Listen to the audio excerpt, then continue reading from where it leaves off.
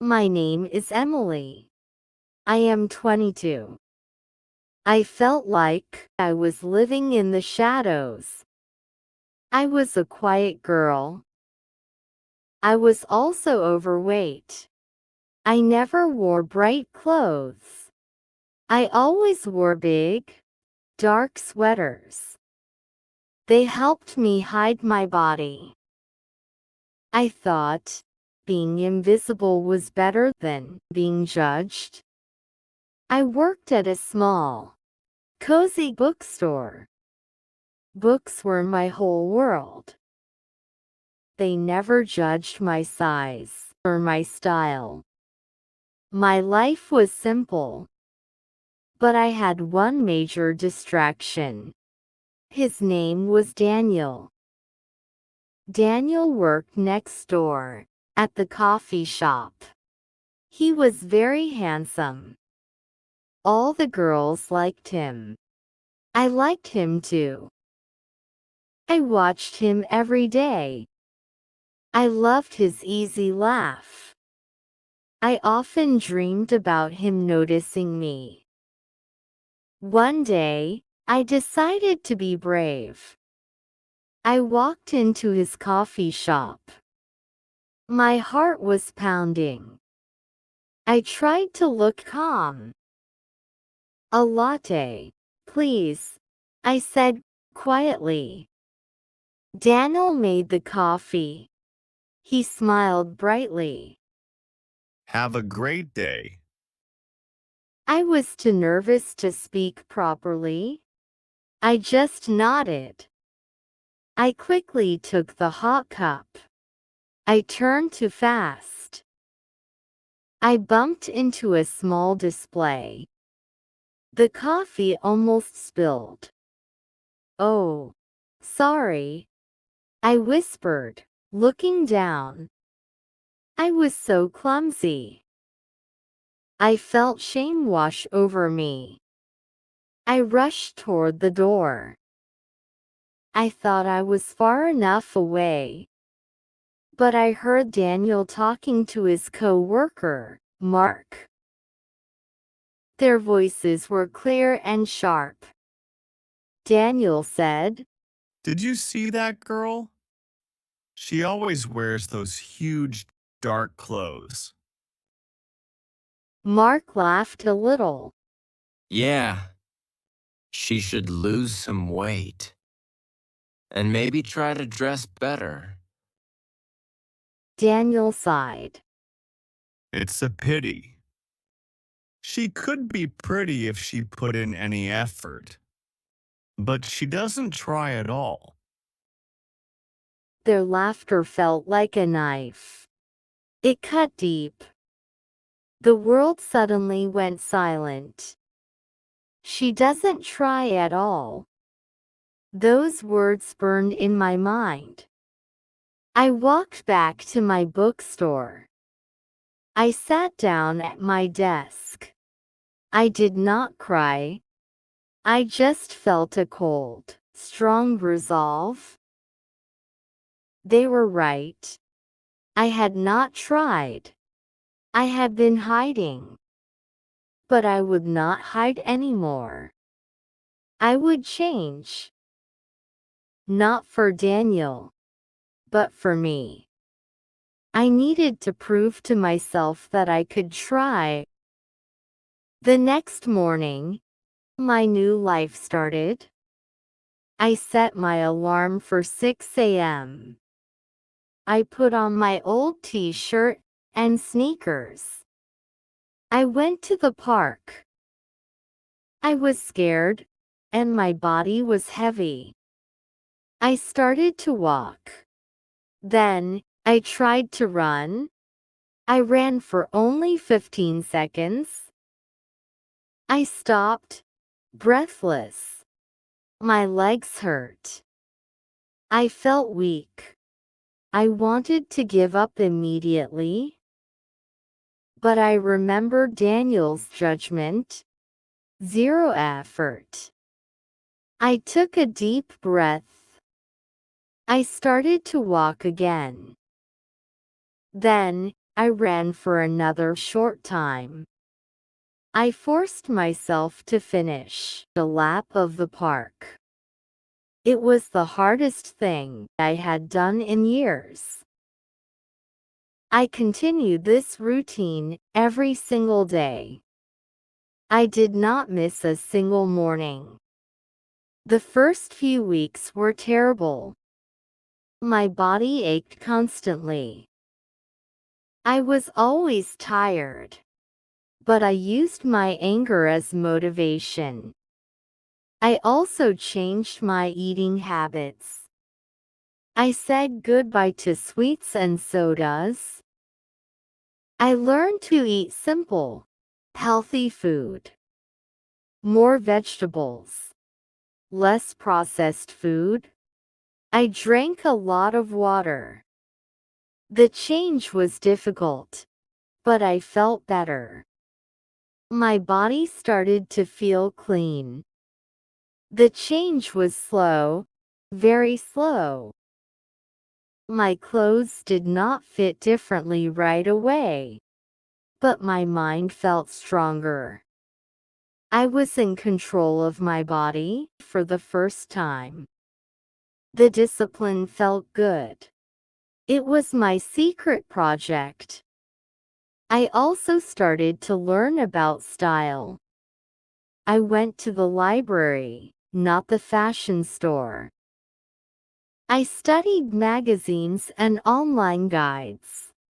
I learned about colors, fabrics, and fit. I realized that dressing well was not about being perfect. It was about respecting yourself.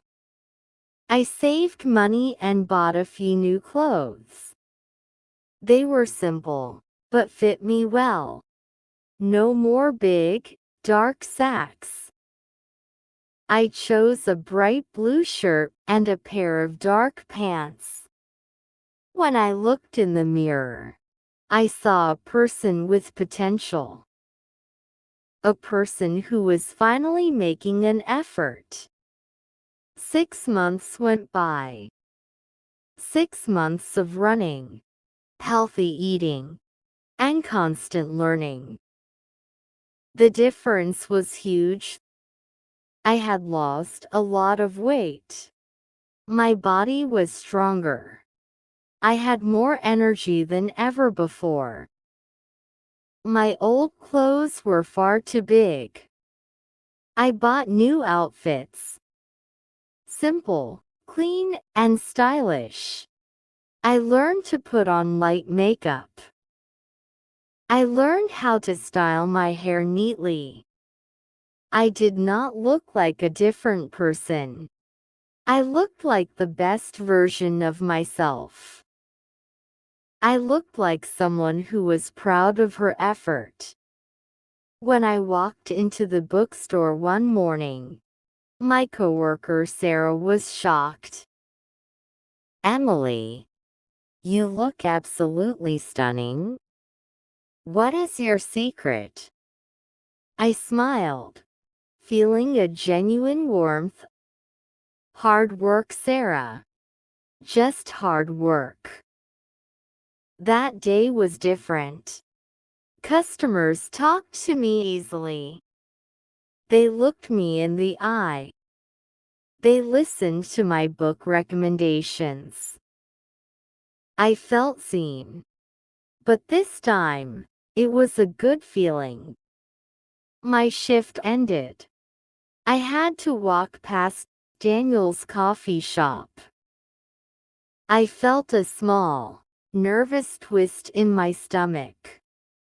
I knew this was the moment I had been working toward. I walked by, holding my head high. I did not rush. I walked like a confident woman. Then, I heard it. Emily?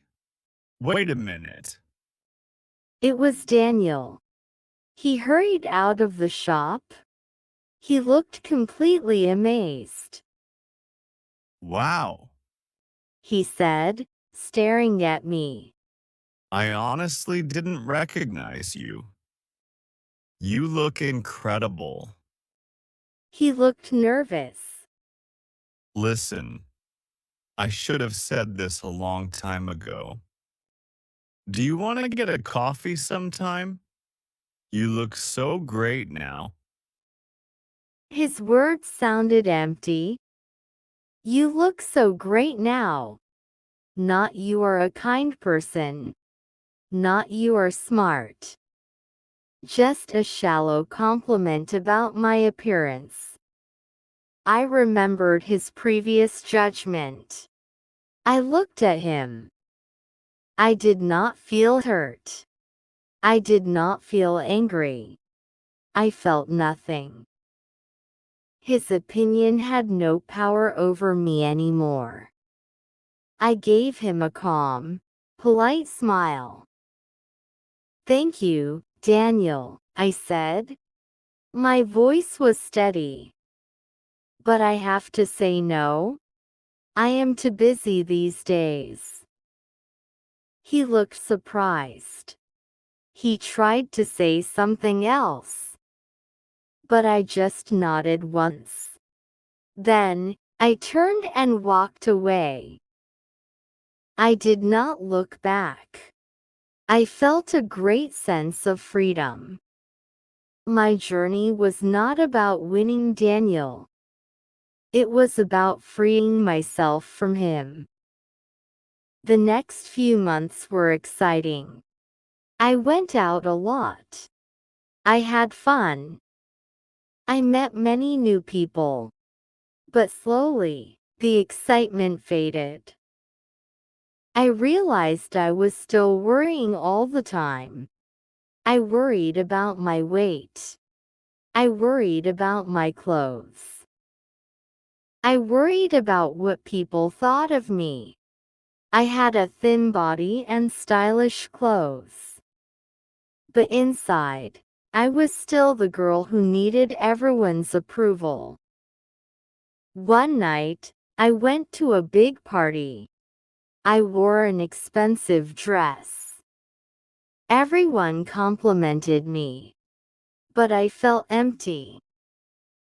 I felt like I was wearing a beautiful mask. I felt like a fraud. I left the party early. I walked home alone. I thought about my journey. I worked so hard to change my outside. I did it because I was hurt. I did it to seek validation. I took off the expensive dress. I put on my comfortable pajamas. I sat down and picked up a favorite book. A quiet feeling of peace came over me. I realized my mistake. Confidence is not a gift you get when you become pretty. It is not a prize for being thin. Confidence is something you build with your own hands. The real strength was not my weight loss. The real strength was my commitment. It was my ability to keep running when I wanted to quit. That strength came from my mind and my heart. I understood that I needed to change my focus. I needed to focus on self-love, not external validation. I needed to love the quiet, book-loving Emily. I needed to love the disciplined Emily. I needed to accept the whole me. I changed my routine again. I still exercised, but I changed the reason. It was no longer a punishment. It was an act of kindness to my strong, capable body. I ate healthy food because I deserved the best fuel. I started spending time on my passions again. I read. I wrote. I learned. I allowed myself to be nerdy and quiet. I did not need to be the life of the party. I needed to be the master of my own life. I looked in the mirror every morning. I did not look for flaws. I said, "I like you, Emily." I said, "I am proud of your effort." Slowly, I started to believe it. A few months later, I met a man named Leo. He came into the bookstore often. He was quiet and kind. He did not seem to care about fashion or popular things.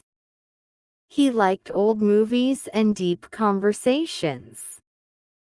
We started dating. He liked my passion for books. He liked my quiet strength. He liked my opinions. He looked at me, the whole person, not just the outside package. One evening, Leo asked me, You seem so confident and sure of yourself. Where did that come from? I smiled. I thought about Daniel's hurtful words. I learned it the hard way. I told him. I learned that my value is not in what I look like. It is in who I am. I realized that the best thing I could do was to be kind to myself, to respect my own effort.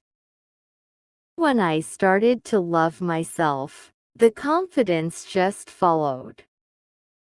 I knew my journey was complete. I was not the girl who hid. I was not the girl who sought revenge. I was Emily. Strong, real, and truly happy. The biggest victory was not changing my size. It was changing my heart. I had found the most important love of all, my own.